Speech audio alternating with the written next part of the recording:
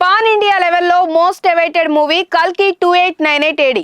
Talented director Nagashwin, star hero Prabhas కాంబోలో వస్తున్న ఈ సినిమాపై ఓ రేంజ్ లో అంచనాలు నెలకొన్నాయి. అయితే ఇప్పుడు ఆ అంచనాలు అందుకోవాలంటే కల్కి ఇంకా స్ట్రాంగ్ గా ఉండక తప్పదు.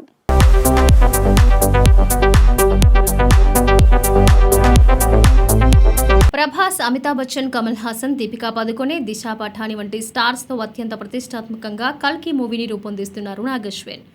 6000 ఏళ్ల నాటి స్టోరీ కోసం కొత్త ప్రపంచాన్ని క్రియేట్ చేసినట్లు ఇటీవలి ఆయన చెప్పడంతో అంచనాలు పెరిగిపోయాయి. అయితే ఈ సినిమా మేకింగ్ తో పాటు ప్రమోషన్స్ కూడా వేరే లెవెల్లో నాగశ్విన్ ప్లాన్ చేస్తున్నారని వార్తలు వచ్చాయి. జూలై 27వ తేదీన ఈ సినిమాను వరల్డ్ వైడ్ గా రిలీజ్ చేస్తున్నట్టు మేకర్స్ ఇటీవలే ప్రకటించిన విషయం తెలిసిందే. అంతకు ముందు నుంచి ప్రమోషన్స్ మొదలు పెట్టారు మేకర్స్.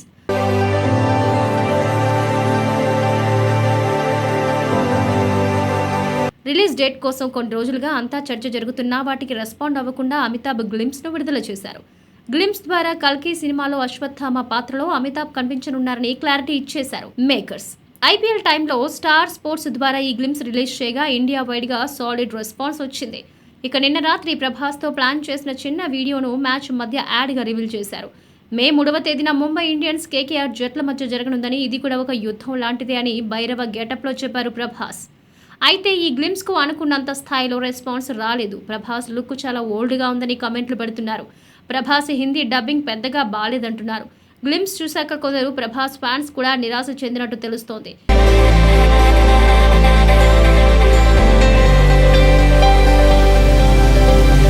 ప్రమోషన్ల విషయంలో జాగ్రత్తలు వహించాలని మేకర్స్ కు పలువురు నెటిజన్లు సూచిస్తున్నారు. మూవీపై అంచనాలు పెరిగేలా ఉండాలని, తగ్గేలా కాదని చెప్తున్నారు. హిందీ డబ్బింగ్ విషయంలో నాగశ్విన్ శ్రద్ధ వహించాలన్నారు. సలార్లో లాగా కల్కి హిందీ వెర్షన్ కు గాను ప్రభాస్ వాయిస్ కు శరత్ కేల్కర్ తో డబ్బింగ్ చెప్పిస్తే బాగుంటుందని సూచిస్తున్నారు. ఇక త్వరలో సినిమాలో మిగతా పాత్రల్ని వివిధ రూపాల్లో ఆడియన్స్ కు మేకర్స్ పరిచయం చేయనున్నారని టాక్ నడుస్తోంది. దీంతో ప్రమోషన్స్ ఇంకా సాలిడ్ గా చేయాలని చెప్తున్నారు నెటిజన్లు. మరి ఎలాంటి మేకర్స్ డెసిషన్ తీసుకుంటారో చూడాలి. శ్రీను వైట్ల ఒకప్పుడు టాలీవుడ్ టాప్ డైరెక్టర్. టచ్ పోయి ట్రాక్ తప్పాడు వైట్ల. కానీ ఆయనకి క్రేజీ ఆఫర్స్ మాత్రం వస్తూనే ఉన్నాయి. తాజాగా ఇప్పుడు ఒక క్రేజీ ప్రాజెక్ట్ సెట్ అయింది.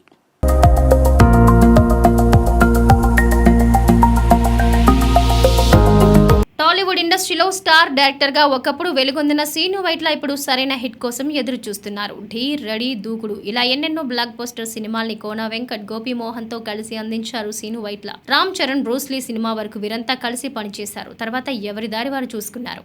విడిపోయాక ఎవరికీ సరైన హిట్లు పడలేదని చెప్పాలి. అయితే శ్రీను వైట్ల చివరిగా మాస్ మహారాజా రవితేజతో 2018లో అమర్ అక్బర్ ఆంటోనీ సినిమా చేశారు. కానీ ఆ మూవీ బాక్స్ ఆఫీస్ వద్ద నిరాశపరిచింది.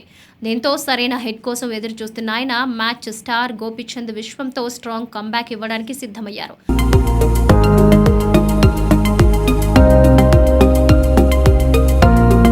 ప్రస్తుతం ఈ సినిమా షూటింగ్ శరవేగంగా జరుగుతోంది. ఈ చిత్రంలో గోపీచంద్ కూడా హిట్ కొట్టాలని బాగా ట్రై చేస్తున్నారు. ఇక శ్రీను వైట్ల విశ్వం తర్వాత కొత్త సినిమా ఎవరితో చేరున్నారోనని ఇండస్ట్రీలో చర్చ నడుస్తోంది.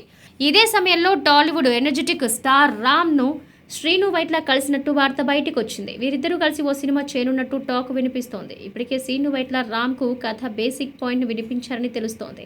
అయితే రామ్ ఆ పాయింట్స్ నచ్చి ఫుల్ స్క్రిప్ట్ రెడీ చేసుకు రమ్మన్నారని సమాచారం. ప్రస్తుతం శ్రీను వైట్ల ఫుల్ స్క్రిప్ట్ పై వర్క్ చేస్తున్నారట. త్వరలోనే రామ్ కు మొత్తం కథ నెరేట్ చేయనున్నారని తెలుస్తోంది.